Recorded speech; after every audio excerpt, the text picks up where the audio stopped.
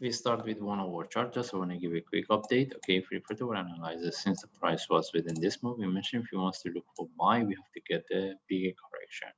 And now want to see what this, because it's against the price drop. Now want to see whether this is the correction for buy or not. Okay. By the way, it was very clear that the price can drop. If you refer to the indicators, we see we had a divergence. All right. Anyway, when we start with higher time frame, we start with daily chart.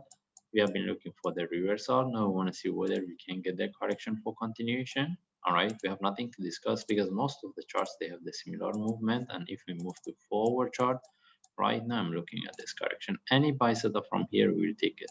Now we want to see whether we can put this one relative to each other as a flat or not. Okay, but the question is how deep this one can go. All right, that's why any trade setup for buy, we have to get the trade setup before we look for trade. And in this case, we move to 1 hour chart. We want to see how we can look for trade. Based on 1 hour chart, we don't have any trade setup right now, either for buy or sell. Okay, now the question is, if we get a correction here, still we can expect the price to give us one more drop. But any reversal after either after we get a drop or from here, we can look for trade.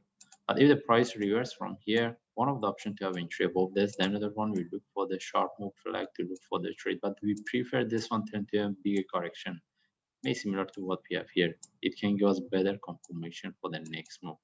Ideally, we don't have any trade setup. It depends on what we get within this move.